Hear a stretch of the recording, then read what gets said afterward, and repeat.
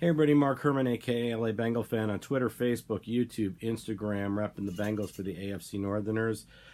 First of all, I want to apologize for my lack of energy. I was evacuated Friday morning at like 1:30. My police knocking at my door.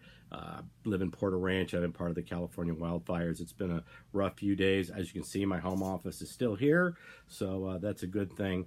But it's been an eventful few days. Let me just give you two statistics, and that'll kind of sum up the game today. 40-20, that was time of possession. They had the ball twice as long as we did. 30-270, that's the difference in rushing yards. This was only close because the Ravens aren't that good, and because we got a kickoff return for a touchdown. This offense was only able, red zone problems continue.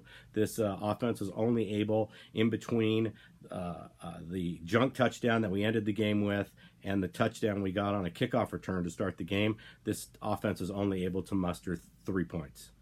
3 legitimate points. So that just tells you everything you need to know. There were some positives today. Not all positives, but we did get Pratt out on the field for an extended amount of time. He had 6 tackles. I think he had 5 tackles and an assist. He looks lost in coverage when the Ravens were real good getting the ball to their tight ends, and at times some of the responsibility for coverage was Pratt. And he kind of looks lost. So he needs to be out there. This is why he needs to be out there. If he's going to become a quality starter for us, he needs to cut his teeth. And why not do it now in live game action and learn? So that's what we need to be doing. I was glad to see him out there. Auden Tate just continues to look awesome. He is so good at the contested catch. I'm in a dynasty league, and I'm waiting because I have really good wide receivers, but I do want to stash him for next year. So I'm hoping he hangs around so I can grab Auden Tate, because I think next year if AJ's still with us, and I think he will be, and we'll talk about that in a second.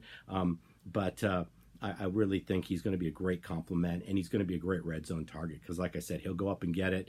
You watched him all day go up and get the contested ball. So Auden Tate looked really good.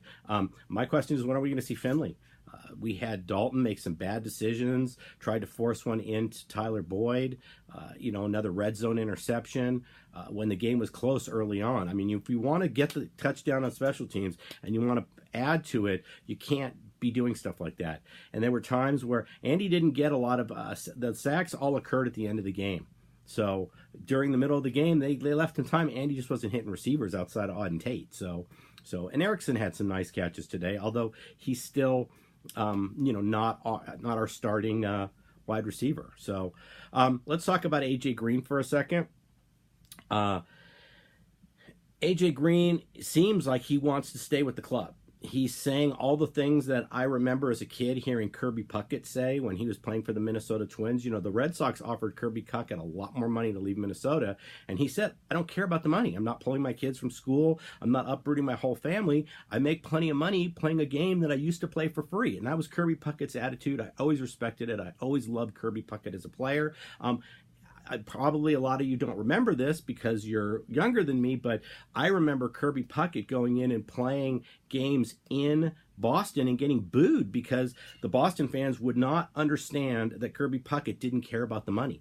They just understood that this guy turned them down, that they offered more money and he chose not to play there. But I have a lot of respect for that. AJ Green is sounding like he wants to do that. And if he wants to sign a team-friendly deal, then I say let's keep him. I don't think the second rounder or the third rounder is. I think if AJ Green wants to stay, let's let him stay. This is a great locker room presence. We've already seen what losing Andrew Whitworth is. So if AJ Green, in my last video, I told him not to sign the extension, but if he wants to stay here, we want to keep him. This is a high character player. This is not a locker room problem. And if he wants to stay in Cincinnati, then let's keep him here because he's a great locker room influence. And we've seen what losing somebody like Andrew Whitworth or a locker room leader does. Okay. That was the letting Andrew Whitworth walk was the biggest free agent blunder in the last 5 years that this team has done.